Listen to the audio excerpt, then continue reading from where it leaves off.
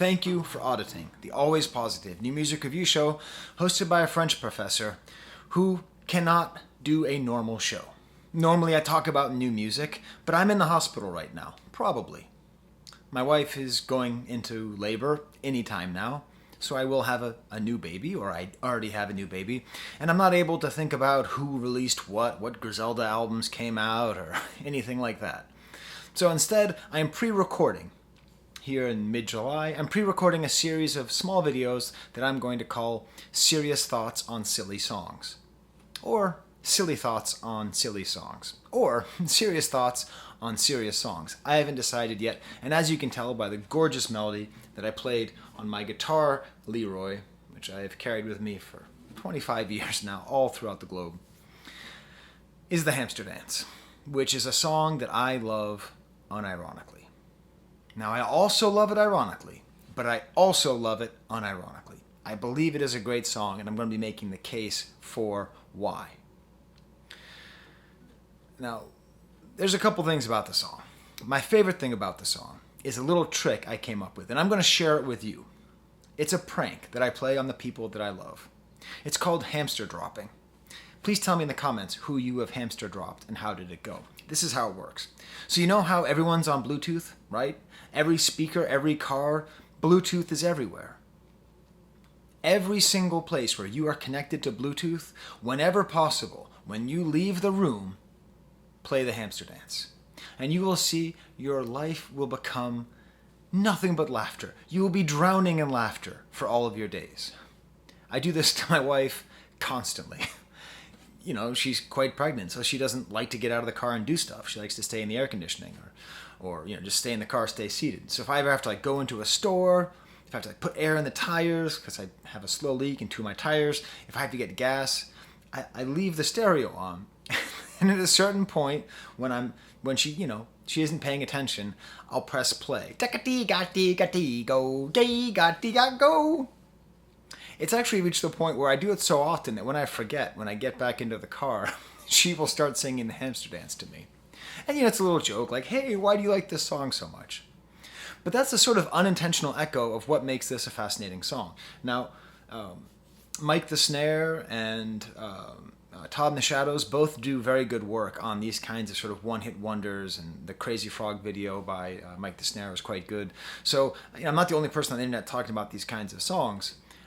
But what's fascinating about Hampsterdance is that it wasn't like a song that became a meme. It was the other way around. It was a meme that became a song. A Canadian student, Deirdre Lacarte, she's the one we have to thank for the Hampsterdance, and her hamster, Hampton, made a webpage back in GeoCities with these little dancing GIFs of dancing hamsters with this melody, which I'll explain in a second, pitched way up.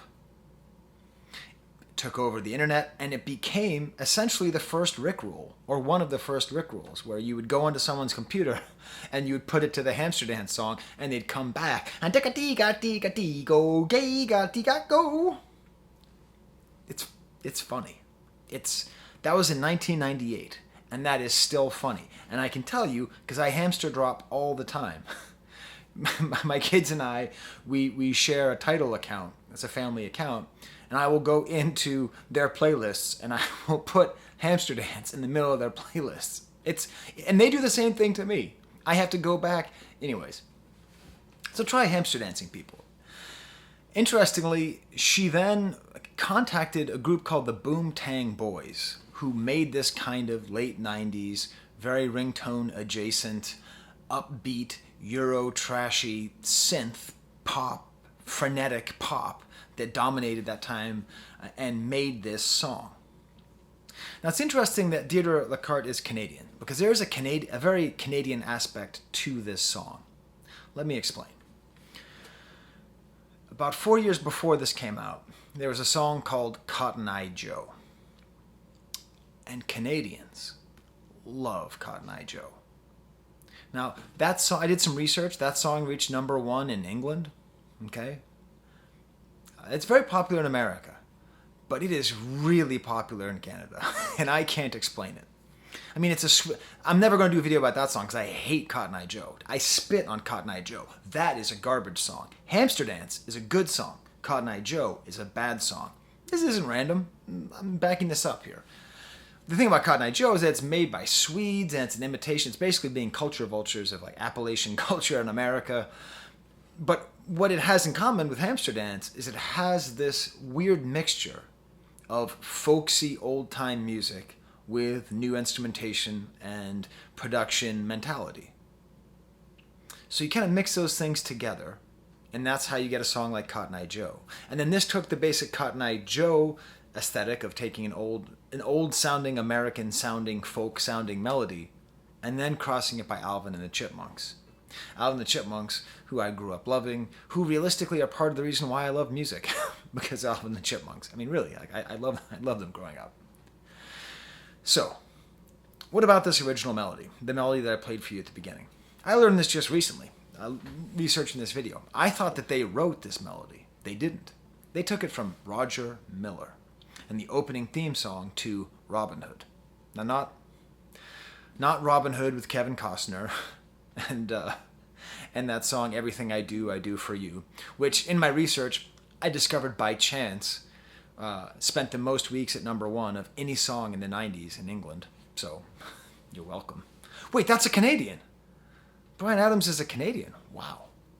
Fascinating, all this kind of back and forth. I'm talking about the 1973 animated movie Robin Hood, the Disney animated movie, which everybody tells me is a great movie. But I've never seen it. Oh, Sky, you've never seen it? I've never seen it. Everybody tells me, even if you hate, I sound like Trump, people tell me, everybody tells me, even if you hate Disney movies, you will love Robin Hood. But I never watched it. And then I had a kid. And then I had another kid. Never watched Robin Hood. But I want to have another kid. And I'll watch Robin Hood with them. And the thing I'll be most excited about is this opening song, which is the basis of the melody of the Hampsterdance. So when you listen to Roger Miller's original version of what he called Whistle Stop, that's the name of the song, he does it differently every single time he does it. So first he just kind of whistles it, but not like that kind of whistling. And the melody is not as interesting. He doesn't hit that high note. Basically, the melody is broken into two. Dach-a-dee-gah-dee-gah-dee-go, dee-gah-dee-gah-go. And then the second part. That second part is different every time. It's very easy to fudge and mess around with. But that first part, Dach-a-dee-gah-dee-gah-dee-go, dee-gah-dee-gah-go, hitting that high note doesn't happen the first time Roger Miller does this melody, nor the second time when he makes a kind of fake trumpet sound, but only on the third time.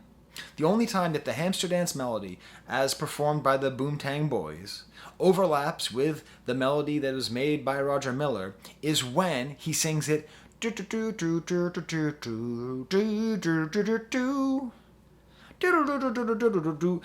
then he holds out the last note.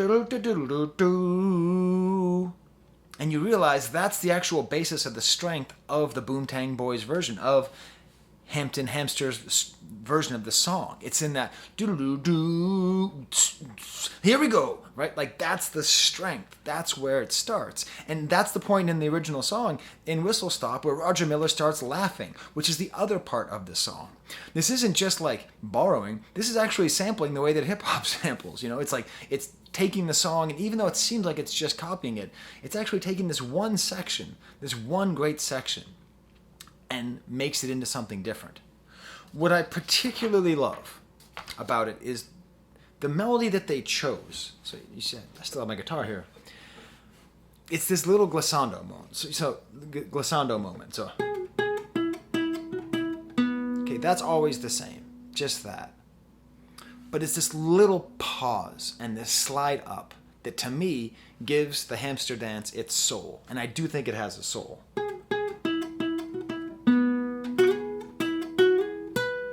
So like it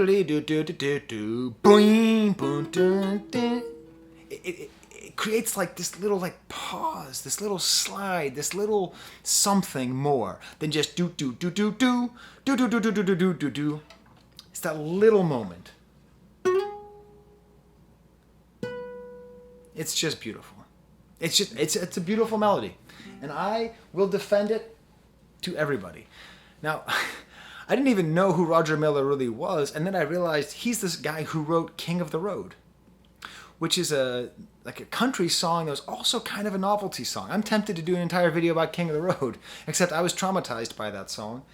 In middle school, we had a unit in gym where we had to do square dancing. Square dancing, like the thing that they do down in the South, but I grew up in suburban Boston, and the only song they played was King of the Road. Ain't got no cigarettes. So it's funny, when you think about Cotton Eye Joe, I think about line dancing, and when I think about Hampsterdance, I think about line dancing, and I think about there's this whole sort of weird Southern culture that's all attached to all of this. REM also covered King of the Road. It's on their Dead Letter Office album. It's one of my favorite REM songs. And I'm not even done talking about the Hampsterdance. I wonder what I'm doing right now. I'm probably changing a diaper, or swaddling. I'm so good at swaddling that the woman who ran the childbirth class said that I do it better than the nurses. I'm just saying. I don't brag about much, but you need something swaddled. Professor Sky's your man. I'm not done talking about it because there's another version of the song which I find to be very interesting. There's an artist named the Passionate and Objective Joker Fan. I'm going to repeat that because it doesn't make sense. The Passionate and Objective Joker Fan.